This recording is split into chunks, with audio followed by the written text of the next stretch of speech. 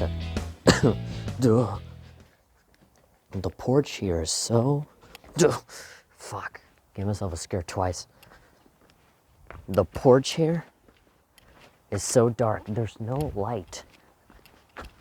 Right there at the door of this man's house. And there's two little like steps. And I trip over them every single time and I give myself this awful scare that I'm gonna fall flat on my face.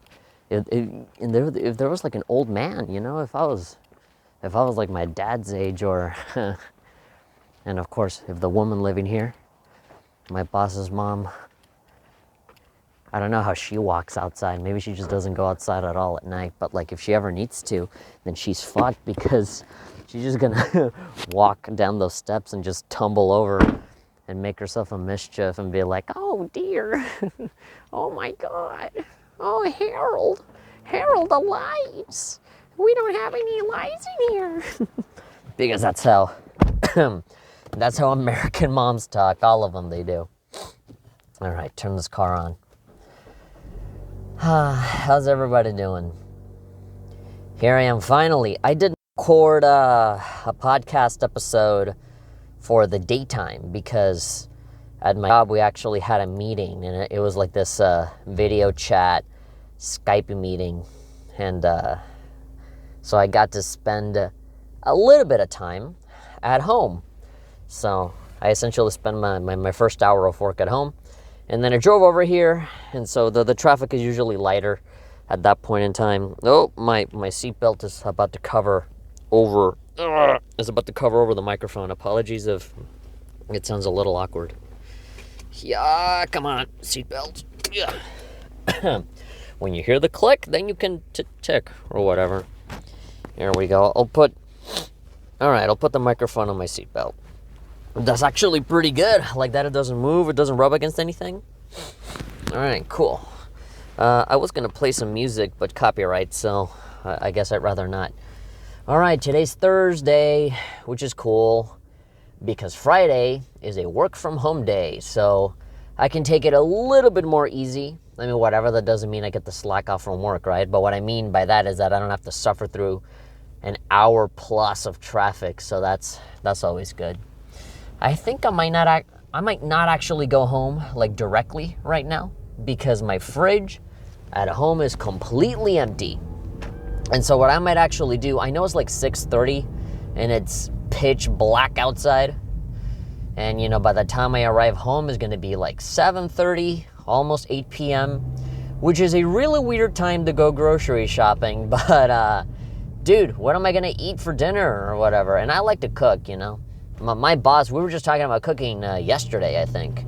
And he was saying that he has an aversion to cooking. And I'm like why? You know, it's interesting how different people can be because I look within myself and I'm like, I actually quite enjoy cooking. I mean, it can be a bit of a drag. I'd be lying to you if I didn't say that I wasn't getting lazy all the time. No, I totally want to, take all that time-consuming job to cook something. Yeah, it can be a hassle sometimes, but at the end of the day, I think it's fun. It's fun to cook. It's the preparation. Like, the thing that I don't like is preparing all the ingredients and buying everything that you need, like all of the hassle of gathering everything for you to make it, And then by the end of it, you make it and you eat it and that's it, You work so hard on it. It's almost like an art project or something. It's like you want to keep it. Maybe that's why people take pictures of their food all the time and post it on Instagram. It's like, oh, this looks so pretty. I don't want to just get rid of it. I don't want to just put it in me or anything. What kind of an awful monster would I be? So I'm going to take a picture of it and preserve it and then think about it for like 5 minutes and put it on my Instagram so that other people can think about it for like 5 seconds, like even less than you, and just move along with my life until I come across some other meal and then take a picture of that as well. But I enjoy cooking just fine, especially breakfast. I think out of all of the days, out of all of the meals of the day, I think I enjoy making breakfast the most because that's where I can actually like get down, with the pan and the oil and everything. And there's always eggs, I mean, that's my favorite thing to make for breakfast. Eggs plus something. To me, cooking is kind of like cooking in Breath of the Wild, in Zelda, where it's just like, oh, you take this thing and take this other thing and you just heat it up until it looks good, You just cook it until it looks nice. That's why, and it kind of is like that, isn't it? If you want to have a super duper, hyper oversimplified version of cooking without any of the finesse and the elegance and the details, is just, okay, get a thing, put it on the pan, and just heat it up and cook it until it looks all brown and nice and delicious, and that's it. More often than not, that's good enough to eat. I just made, the other night, ground beef with some potatoes and onions. It's just a mixture of that. And sometimes I like to add tomatoes. Yeah, tomato, onion, and potatoes. And so I just mix all of that in there, along with the ground beef.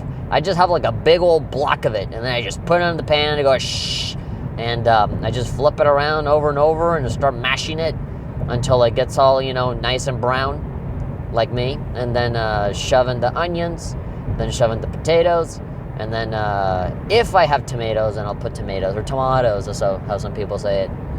And one last touch that I add on to it. This is a note from my mom, because I always wondered, like, what do you do to make your ground beef with potatoes taste so delicious? Because I don't know what she does. It's like weird mom magic, where like her dishes always come off really great, and then she's like, whatever. Usually moms are always like, oh, I put so much love into it, and it's my magic, and they want to be all corny and bullshit like that, all right? They just want to keep all the recipe for themselves. They're taking that to the grave. But no, my mom is she's so transparent. It's like, what? I don't fucking do anything. I just put some Nor Suiza, which is like essentially like chicken brew, like the dust that you put on water, so that when you make like stew or soup or whatever like that, like chicken soup. And so she takes a little bit of that, like a small spoonful, and she essentially just sprinkles it all around the food. Puts a little bit of it, mixes it up, and then like a little second round of that, a little bit, because I made the mistake of putting like a big fucking thing of it the first time that I tried making ground beef, and it tasted so bitter. Like, it was way too much, way too much. It was even like wet, like weird, like it was like drenched in the stuff, and it just tasted bad, like way too salty, Oh yeah, and on top of that, I for some reason I added way too much salt to it, and on top of it being salty, it just tasted like just odd. It tasted like the beef was like liquefying in my mouth. It just tasted awful. And so yeah, I failed on that. And so every time ever since is like, no, just a little tiny bit, and if I need more, then I'll add more. It's a lot better to be lacking and adding more than to like adding too much, and then it's like, well, what am I going to do? Rewind time so that the dust doesn't dissolve, the powder, I mean, not the dust. It just sounds more gross when you said I added some dust to my beef and it tastes delicious. No, it's powder. It's like chicken soup powder or whatever the hell. I forget. I know how to say it in Spanish, but I don't know how to say it in English. And I'm sure that the label there has a little English version on there or whatever, but yeah, ever since I kind of got the right balance for it and doing it multiple times, I've gotten a hang of it. But that's the thing, right? I just said that cooking is like, I just combine a bunch of things together and heat them up, and there we go, you have it, right? But then you start to get into the nitty-gritty stuff, right? After you do the same thing like 2 or 3 times, you start to experiment and do things a little differently. And that's always nice. I love potatoes, man, because with potatoes, dude, you can fucking do anything with them. They're so versatile. You can do a lot with them. And ironically, the most delicious potato-related thing that I've ever eaten, it's just a normal, regular baked potato, Just shove that shit into the oven, have it piping hot, open it up, put some, a little bit of butter in there. Not like in these like freaking American restaurants where like they put like half a pound of butter on top of it, and like put some bacon and some cream and some, like they put like 7 different things on there.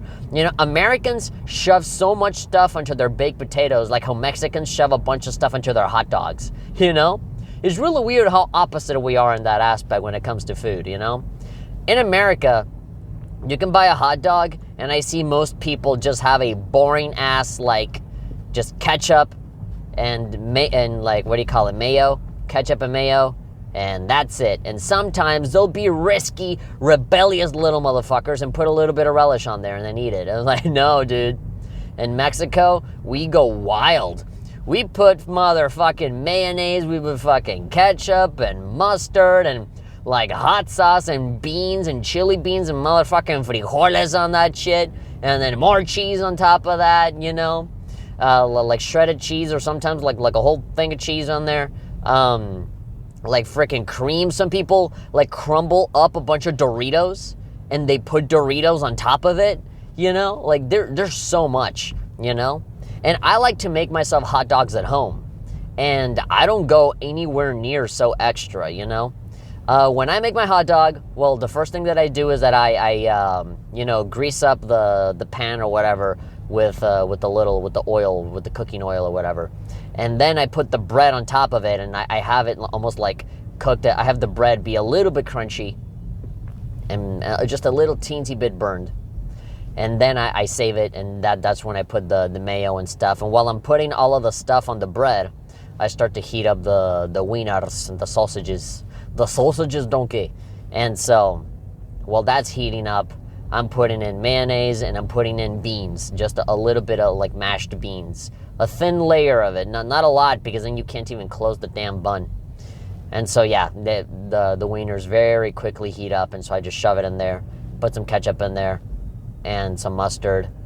And that's and cheese. Yeah, I like to mix the cheese with the beans. I don't like to put it on top, because then you get yourself like a Taco Bell situation, or like all the good stuff is at the bottom, and then the rest just kind of like spills off the top, you know? But yeah, in Mexico, we go extra with our hot dogs. In America, I mean, I know there's a lot of people at like county fairs or whatever. I'm sure that there's people that'll correct me and be like, what the hell are you talking about? I put like a whole skyscraper of stuff on my hot dog. Yeah, but like that's you know? But like the majority, the vast amount of people that I've seen here that, you know, eat hot dogs is just very simple, very plain, very like nothing, you know? Like you don't dunk like a whole bag of Doritos on top of your hot dog, you know? I've never seen you do that. Haven't seen you put any flaming hot Cheetos on your dog. Oh, speaking of food and things that, you know, fold for you to eat. What about pizza? What's up with pizza that is like this like ultimate war of the worlds, you know? Like one thing is Avengers Civil War, you know, where all of these heroes are like turning on each other and having this big fight over the most trivial of things. And here in real life, we are no different, except that the discussion is always on how people eat food.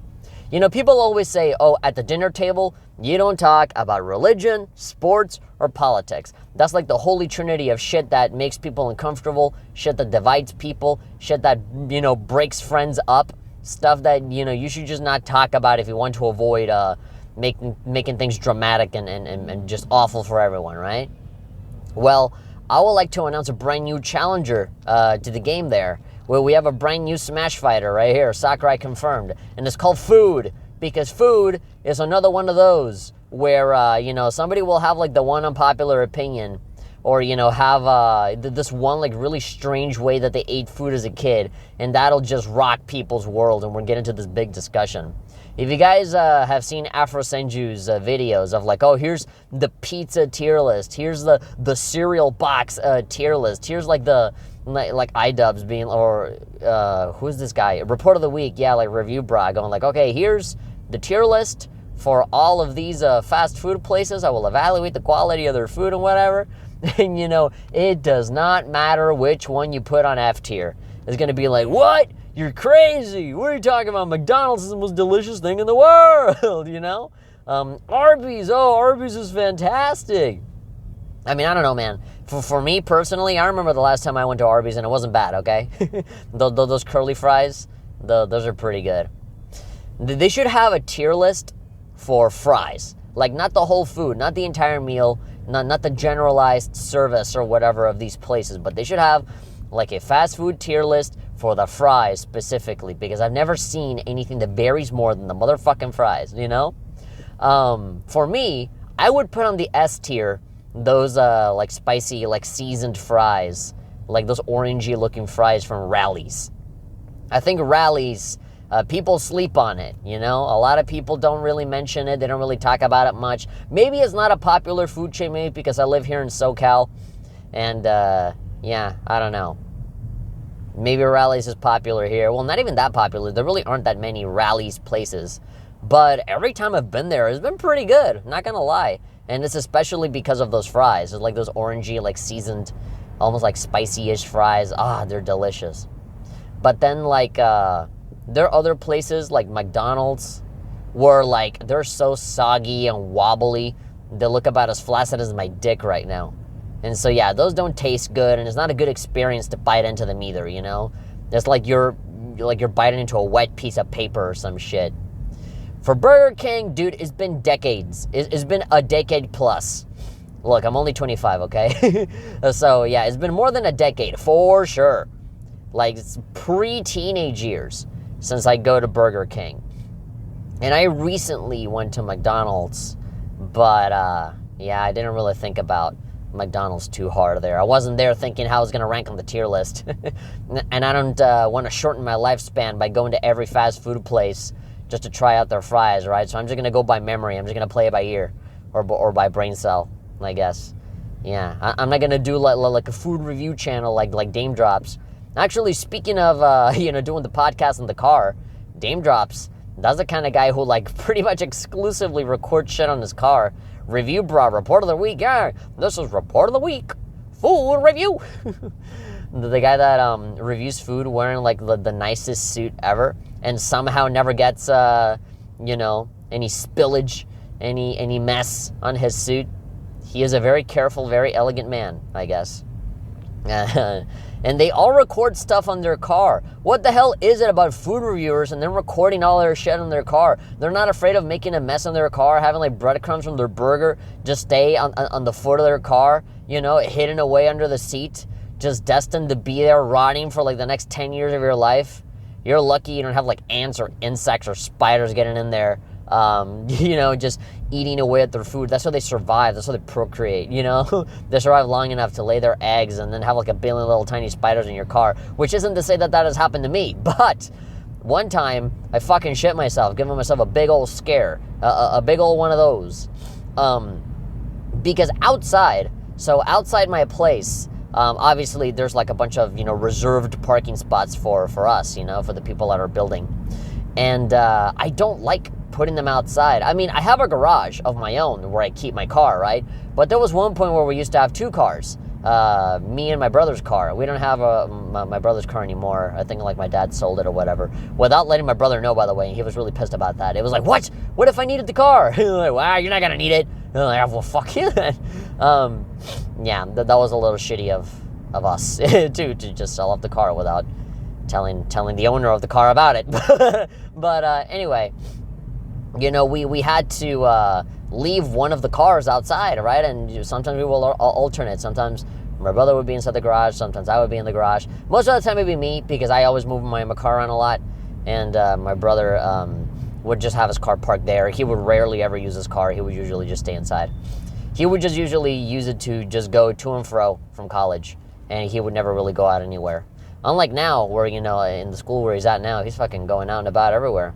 Walking mostly, because no car.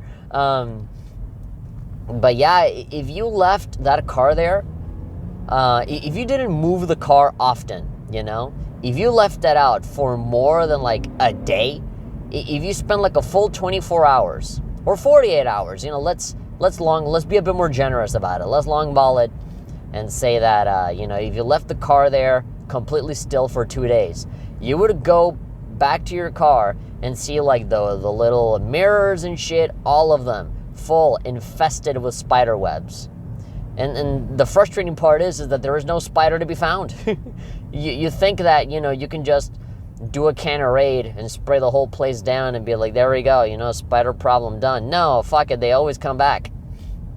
They always come back. And the worst part of it, and this is the scary part, is that sometimes I do catch the spiders right here chillaxing in my car. When I have like a broom or whatever to get rid of all of the spider webs, you can see the spiders quickly just scurvying out like, you know, just they grovel away and they hide within the car, like within the little cracks and confines of the car that no normal human finger can reach.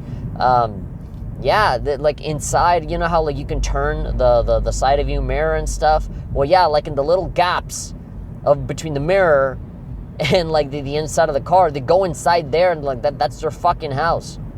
And like in the windows that you like, you know, push the button to go up or down, you know, like even those, it has like little corners, little crevices inside that they hide inside. And like, how the fuck do you get rid of those? And also another thing, just like here, you know, driving, stuck in traffic, I'm there driving, and like I'm here like bopping and vibing to the damn music, because if I'm not talking to myself, I'm just listening to the music and just, you know, singing along, howling at the moon here for everybody in traffic to hear me. Slow ride, take it easy, like that. And in one of those, like, I lift up my arm, my left arm, so that I can look at the time. And as I look at my arm, like right behind me, I can see like a spider going down on its spider web, just hanging out. It was like a very harmless looking brown spider. I was taught that if the spider's brown, you shouldn't frown. And if it's black, you better go back. I just made that right then and there. But I saw a spider that admittedly seemed like a fairly harmless spider that didn't want to fuck with me or anything. He wasn't looking to bully anyone today. He was just barely landing on my dashboard, having a little spider web coming out of his anus. And I was like, oh, fuck! And it just kind of scampered away. And I think it hid in between like my glass mirror here that I can move up and down. And so when I arrived to work, to the office, I brought down my window all the way down, and I like, you know, started patting and hitting the thing, hoping that maybe the spider will come out or something. I had like a little Kleenex, I had a little tissue ready to just smack them. And honestly, like, I did have some time to smack the spider while it was coming out, but you know, I had my bare hand. I didn't want to smack him with my bare hand, so I went out to reach for a tissue, and by the time I got it, the spider was already gone, which is like the scariest shit ever. You know, if there's anything worse than coming across a scary insect or an arachnid or anything, a scary looking bug, if there's anything more scary than just finding it, is turning around for like half a second and then looking back and it's completely just fucking quantum leaped into a different dimension and you can't see it anymore. They're like, because now you're on your toes, you know?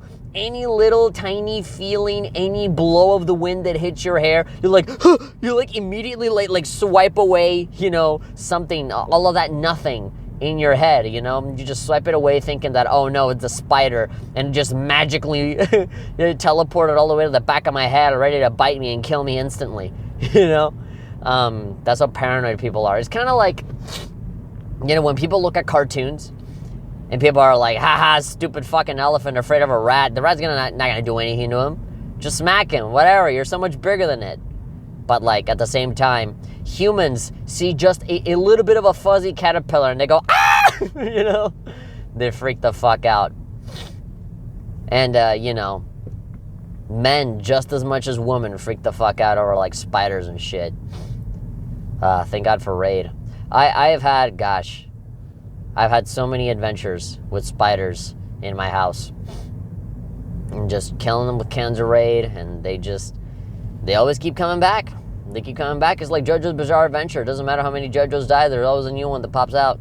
Or like Infinity Blade, you know, that one phone game, Infinity Blade, which by the way is like one of my favorite phone games. I actually kind of like that game a lot. The first one specifically, the second one and the third one, they kind of have like a lot of story and lore and like dialogue between everybody. It just kind of sucks. They kind of like Hollywoodized it, you know. And the first one had like an Italian sort of dub or whatever. It was like, I don't know if it was like a different language or just Italian because it sounded Italian.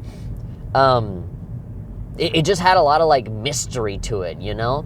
They left out a lot of things and a lot of mystery, a lot of, you know, ominous music and ominous like implications of what was going on in the story, and I loved it. I loved just like interpreting it, you know. All you had to know is that with Infinity Blade 1, there was just a big awesome dude with the Infinity Blade, like the most awesome sword ever. The guy that kind of looked like a character from, like, I don't know, from this one game Warframe or whatever. He looked like a Warframe character. And he was speaking like in I guess, Italian. And saying like, yeah, I'm the best, I'm the big motherfucker, nobody can beat me, ha ha ha, says I in Italian. And then you are a knight, you know, that also kind of looks like a Warframe character that walks in and goes like, yes, I will beat big old Batman, he steal my lunch money. And then you walk over and you have a series of like 2 or 3 people that you fight.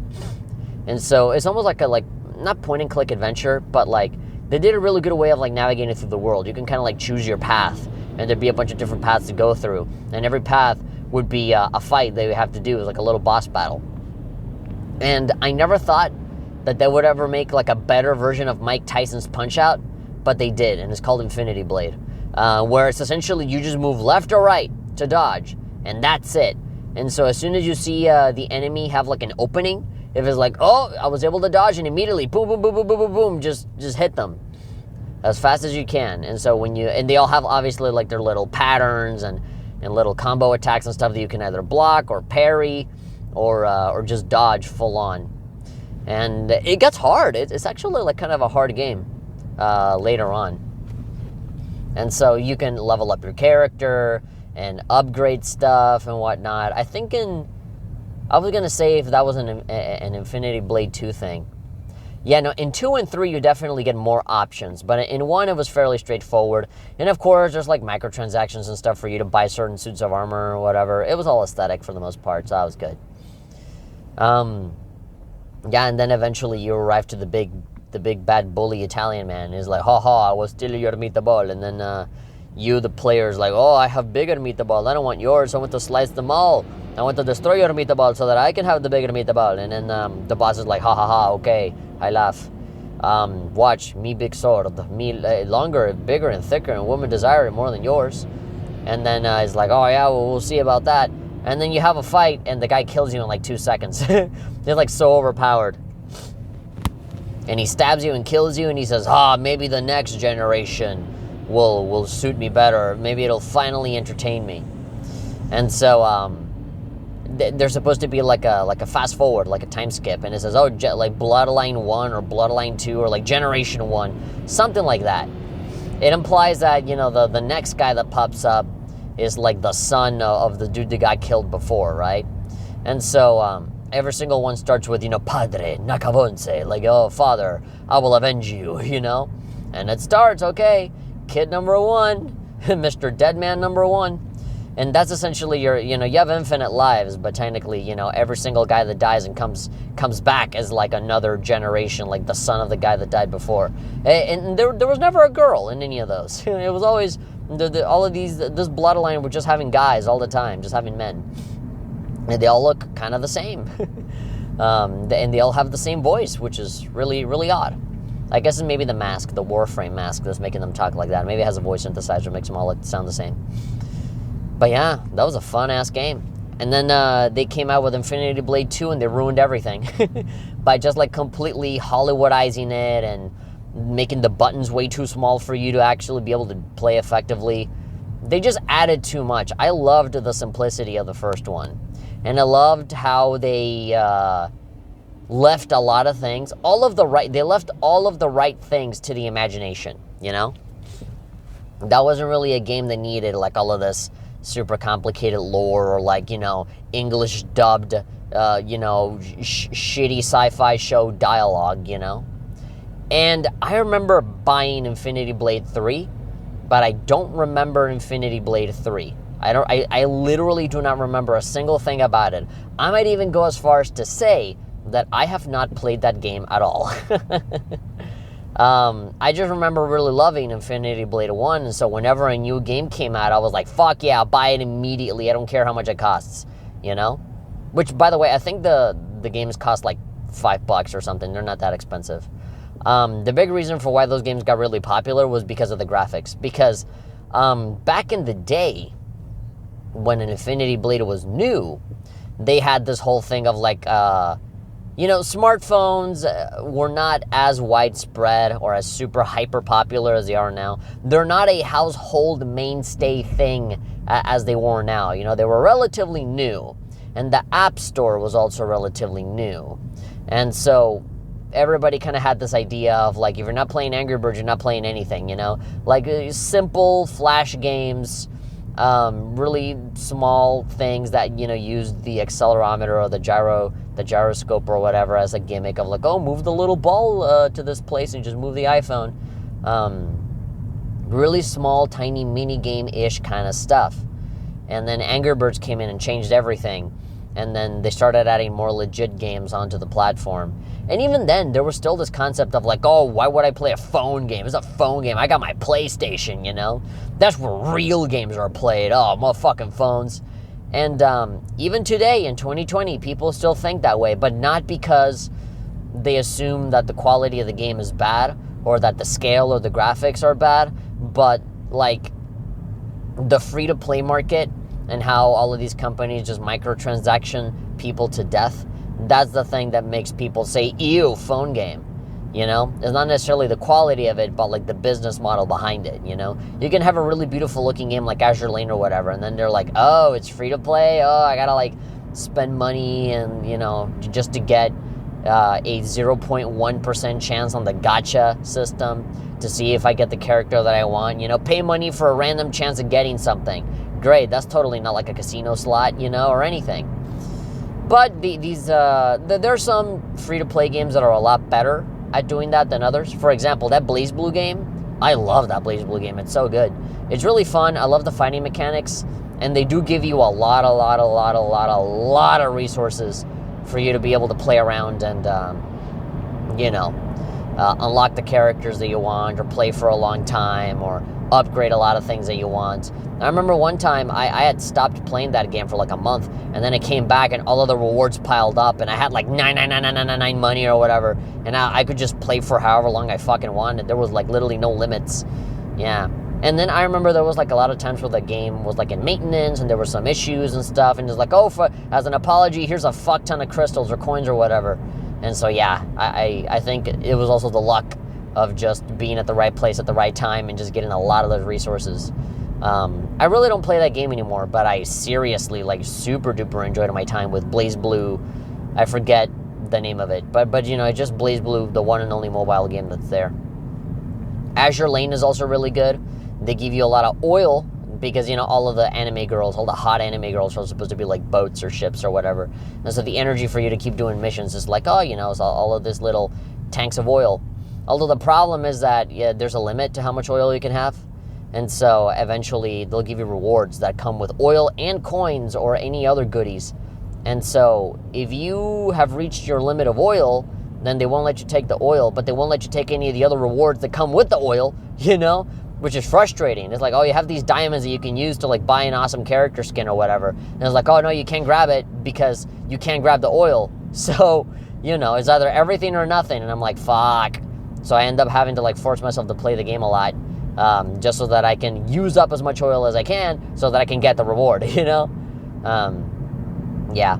I'm conflicted when it comes to Azure Lane. I really don't know what version of the game to play. Because when the game started to get really, really popular and it started to get a ton of traction, it was not available in English. And so I downloaded it in my Japanese account because at the time, I was trying to figure out how to download Senran Kagura, New Link, the Japanese mobile game that, you know, has a lot of hot PNGs of the girls doing stuff.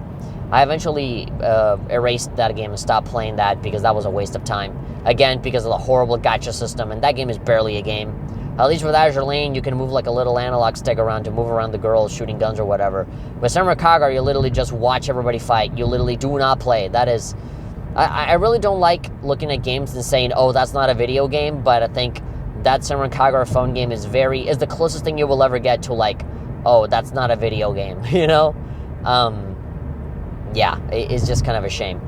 But, yeah, when I was downloading that, I remembered, like, oh, there's a lot of virtual YouTubers that are making, like, sponsored videos for Azure Lane.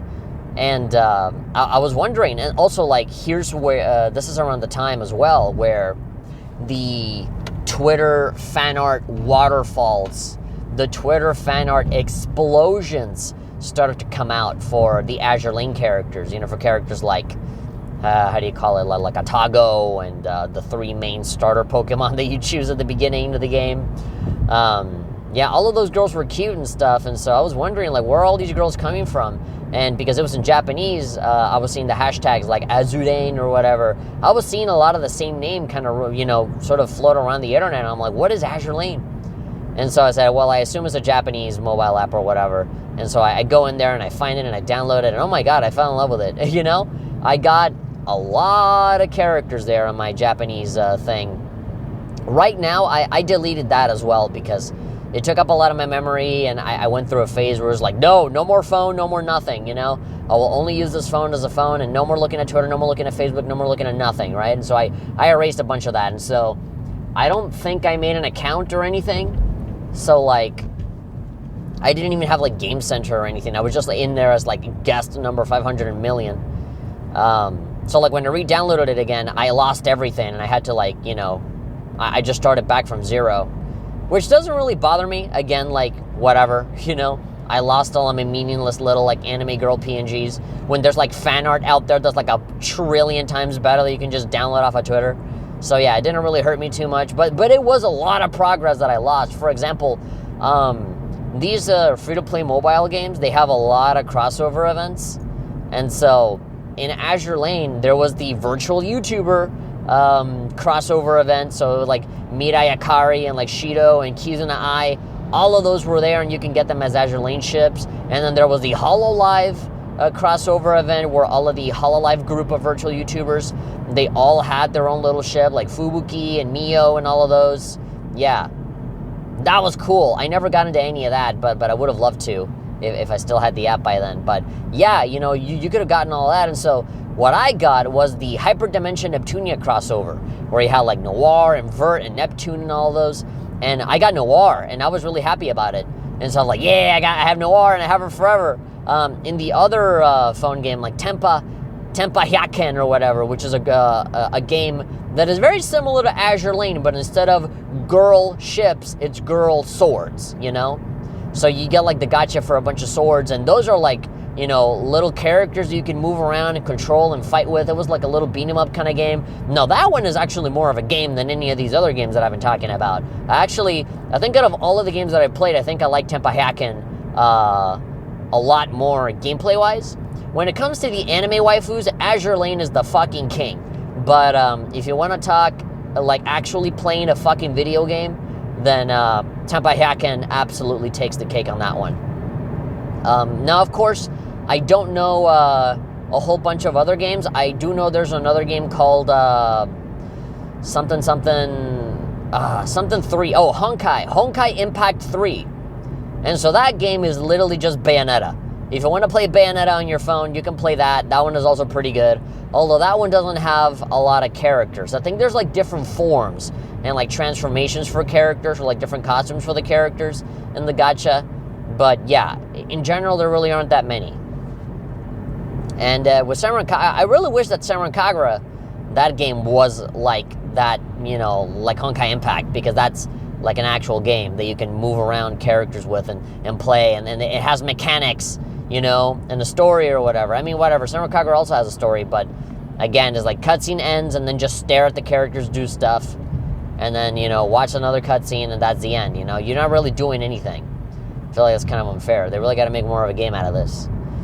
Takaki simplified his game so much to the point that you don't even play the game anymore. The game just plays itself. What a genius. No, that actually frustrates me a lot, yeah. Yeah, but I got Noir in Azure Lane. And so when I deleted the app, I remembered, oh god, am I going to lose like my Neptunia characters and all these other like super hyper rare characters that I ended up getting just like, randomly with all of my free-to-play currency or whatever. And yeah, I lost all of it. I don't know if I have to like sign up to like an old account, or sign up to Game Center or something. I don't know what I have to do, because I remember that I deleted the app at one point, and then I reinstalled it, and I logged in and I got everything back. And for BlazBlue as well, for the BlazBlue mobile game, I just went inside the same server that I always go into, and I got everything. I just got everything back. I never lost anything. So maybe I just went into the wrong server or something. I don't know. I don't know. And now that I have an Android phone, I did all of this in iOS, by the way. All of this was through my iPhone. So now that I'm switching over to an Android phone, now definitely 110% for sure I don't have any of that. Which is fine, whatever. I honestly don't mind working my way up again, you know?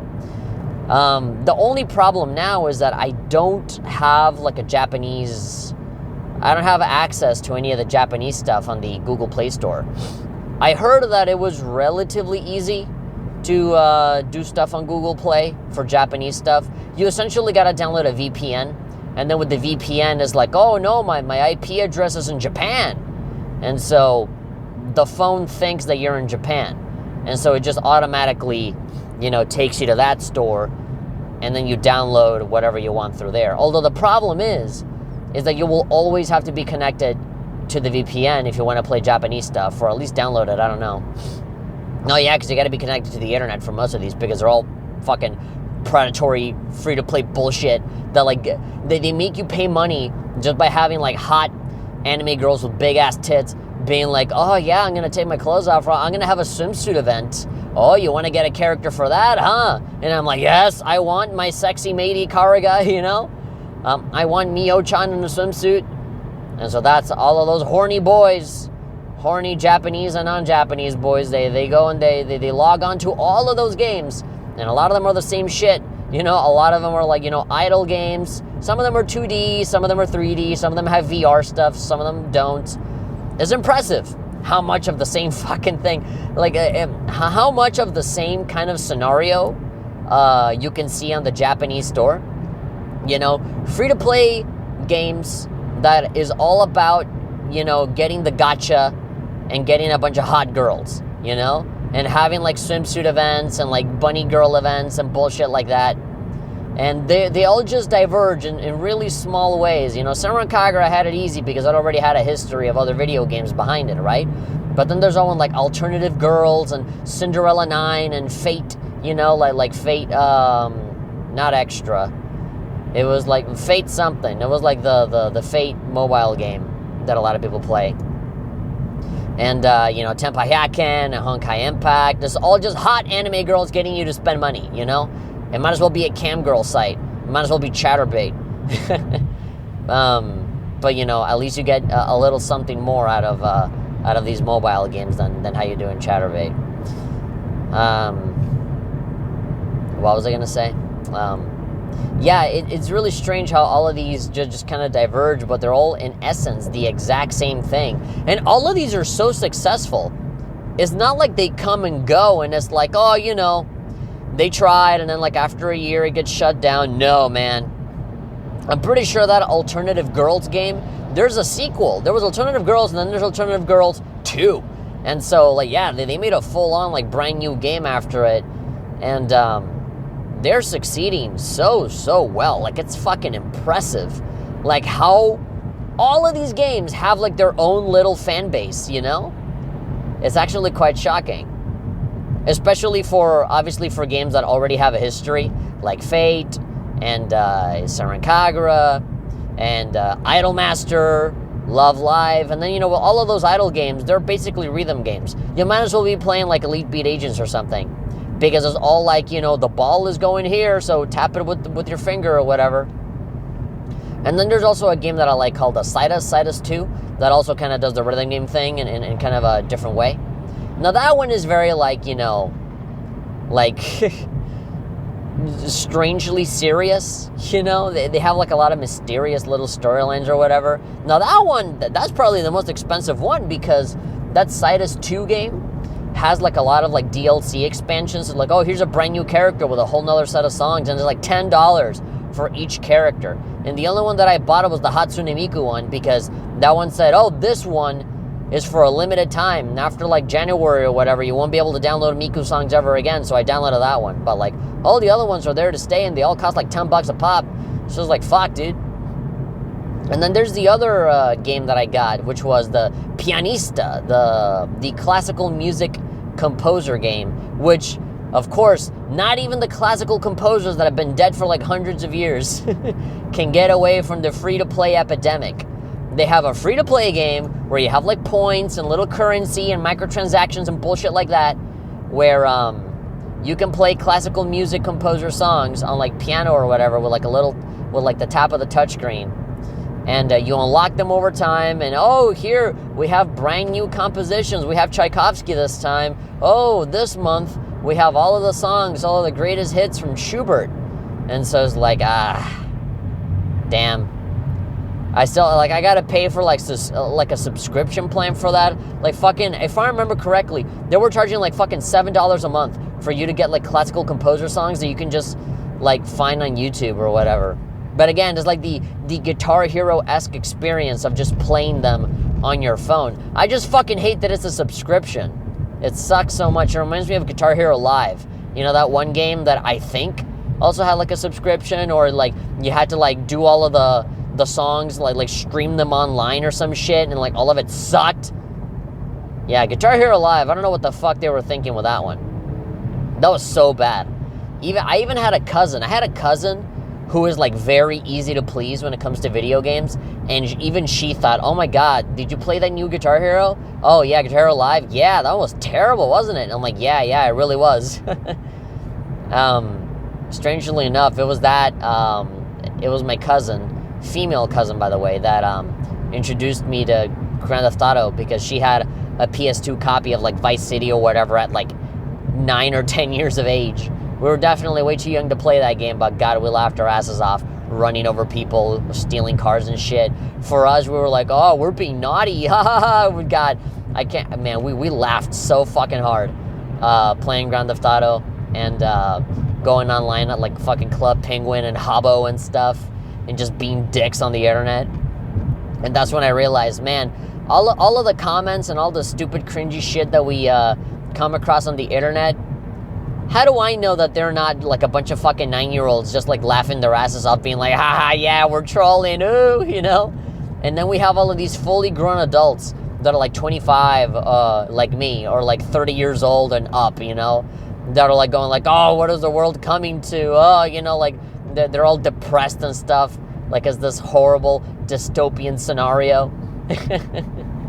And it's like, no, it's just a bunch of little children just like having fun, just dealing with people that are stupider than they are. Taking comments way too seriously, just trolling and shit. And they're having the time of their fucking lives. And here we are, all of us adults with our big old beards, arguing about Smash Brothers, having fistfights over Jigglypuff, and getting angry over comments that could easily just be a small child fucking with you, but you get angry anyway. So chillax, man, relax. Get some anime girls into your life. Get some anime boobs in there with Azure Lane, you know? Just relax, play some ship girls, play Teppanyaki, get some, you know, sexy anime sword girls into your life, get the gacha, get another pretty anime girl, and they love you, you know? I mean, whatever, they're programmed to love you, you know? It's like, yes, master, I'll give you a kiss, I'll marry you, or something like that. I don't know. I'm pretty sure you can marry Azure Lane characters, yeah. I don't know if you can just marry everybody, or if you are only allowed to marry one. Because I remember in my inventory and accumulating all that stuff from the game, back before I deleted the app, I had like 2 or 3 different like marriage rings or something. And so I wanted to marry Atago, and for some reason it never worked. I think I needed to like boost some of the stats up, or like level her up or something.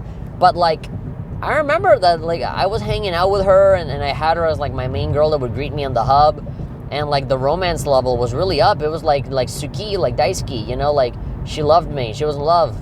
And I wanted to give her the fucking wedding ring, but because the whole fucking game is in Japanese, I couldn't understand it. I don't know. They're like, oh, I want to give her this wedding ring, but the language barrier is getting in my way.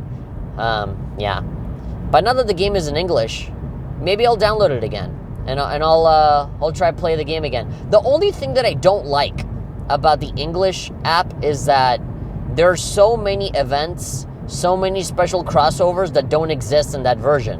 When in the Japanese version, they are so far ahead, you know. The Japanese version gets fucking everything, all the crossovers from a lot of characters that I know. And they're not afraid to put out like the super sexy characters either, you know. And in America, especially in the iOS App Store where they're a bunch of fucking pussies where like, oh, if they see like a boob, like they fucking freak out and they just can't allow that in there. And so there's a lot of crossovers that don't come in here. There's a lot of ship girls that are still missing. Yeah, I just feel like I am missing out on so much when I play the American version. But on the other hand, I can actually understand it because the whole thing is translated in English. But the Japanese version has so much more content and more girls to get, but it's in Japanese.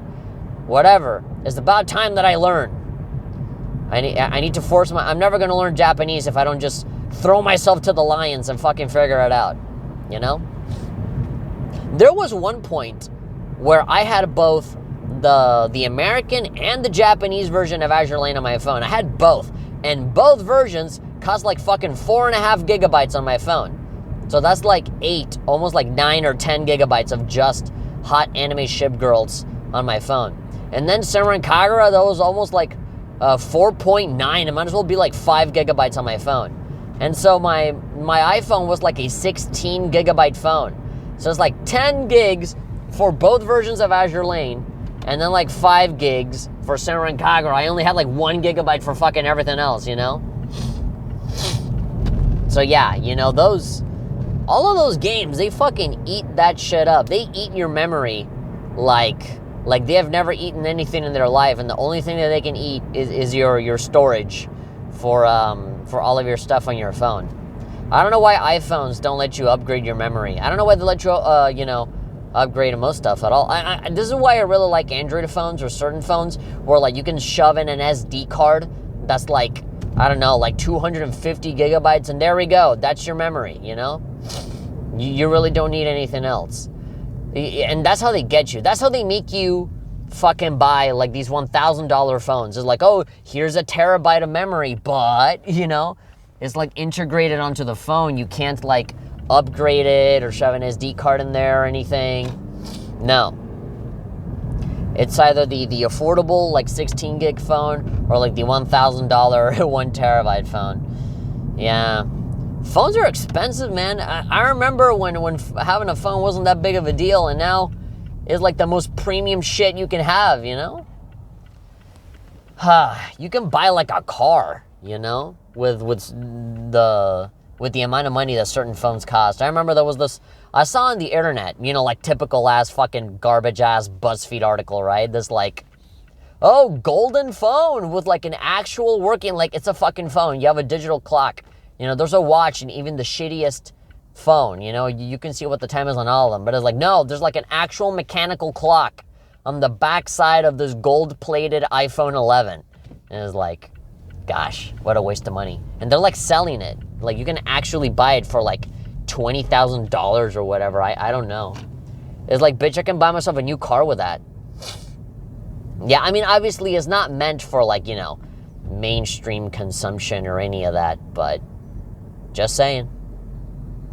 When I started talking for this podcast, I remember saying at the beginning that I might not actually arrive home and I might actually go to the supermarket to do some shopping, but I just unconsciously am starting to drive over to my house now. So, yeah, I guess. Can't find a network What? connection. Please What do you- connect and try again. Oh, God. You scared me. I have a smartwatch, and it's a Samsung, like, Classic S3 or something. It's like one of the newer smartwatches out there that's, like, Samsung branded, which that's a funny story in and of itself because this was a Christmas gift from my mom, and she wanted to surprise me with an Apple Watch. But, you know, we ended up switching phones to an Android ecosystem with, I got my Google Pixel 3a, you know, during Black Friday, and I said, hey, I'm switching phones, and then we went with the Samsung A10s or whatever, and so, in secret, she had, you know, bought me the Apple Watch or whatever, and so she had to, like, go through the whole bother of, like, having to go and return it and having to, you know, search for another smartwatch and stuff. Yeah, that was funny. She was frustrated. I loved how she almost like scolded me for saying like, there's your fucking smartwatch. I'm like, what the fuck did I do? Well, you fucking switched from iPhone to Android just out of nowhere, and I had the Apple Watch ready for you. And I'm like, fuck. In all honesty, I kind of would have preferred to have the Apple Watch. I kind of like the Apple Watch a little bit more. It's a lot more sleek and cool. But yeah, if you want to connect it to your phone, then it had to be like an Android thing or a Samsung thing. And this is a really fucking cool watch. It literally just looks like a normal ass watch. Like a normal ass fancy watch, but with a touchscreen on it.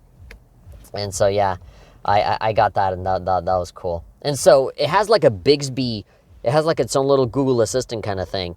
And so sometimes I can just say random words that kind of sound like it should activate, and so it says, I'm sorry, I did not understand a fucking word you just said. Please repeat it again. And it's like, whoa, It scares me. It blindsides me. But anyway, sorry. I just moved the microphone here. Hold on. This is the problem when you have your microphone on your seatbelt, is that you end up accidentally moving it and making noise when you don't want to. All right, I'm going to stop the recording right here. I arrived home. I'm probably going to just arrive home, maybe chill for a second, and then get in my car again, because I'm going to go and actually do some groceries or buy some food, because, gosh, man, it's empty. Let's see. Yeah, okay, wow. It actually it recorded the entire 15 minutes, a whole hour. Huh, that's cool. But yeah, I know it's really late at night. Well, not really late. It's like 7 p.m. But, it's dark out, and I kind of don't like going out when it's dark. But I literally have, like, zero food in my house. So, I think what I'm going to do is probably go and maybe get some food to eat, buy something that'll last that I can cook myself here at home, and then, come back.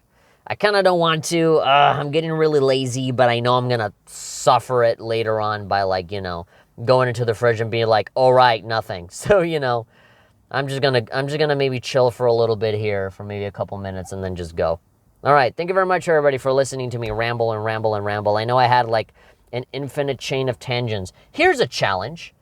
Here's something that I can give you guys as a fun little thing. Go comments and make like a little timeline of all of my little tangents that I had. It started with supermarket, and then a little arrow that goes to like iPhone apps. And then from there, go to, like, anime girl boobs. And then from there, go to, like, the smartwatch. And then from there, go to, like, Christmas, That could be, like, a cool, like, regular recurring joke that you can make. Just make, like, a timeline, a chain of all of my fucking nonsense, bullshit-ass tangents that I get into all the time. Because I notice them. I notice them when I make them. But I don't like leaving the thought unfinished. So I like, no, I'll just do it. So yeah, thank you for listening, and follow me on my social medias or whatever. I don't know when, where this is going to come out, whether it's YouTube or iTunes or whatever, but some way, somehow you'll listen to it. I guess this is episode 2, because yeah, the previous recording that I did, that one was pretty long. So I think I'll just have this 1 hour be a whole nother episode, returning back from work at night. I don't know how often I'm going to make these, because obviously, most of the week I'm, driving back and forth. So yeah. Maybe I'll do one a week, because honestly, I don't know how I feel about like rambling on and on like every single day. I feel like that'd be a little too much. So I think I'm just going to make maybe just one, or whenever I feel like it, whenever I feel inspired, but at least once a week or maybe twice. I'll record one episode, because I do legitimately enjoy listening to my music in the car and singing along when nobody can hear me howl. So yeah, I definitely want to give myself some time to like just chillax here in the car, right? So yeah, I think that's how it's going to be. But again, leave me your feedback. I really want to know what you guys think. If you guys are actually enjoying this, because if you're not, I can just not do it, okay? But yeah, thanks. So yeah.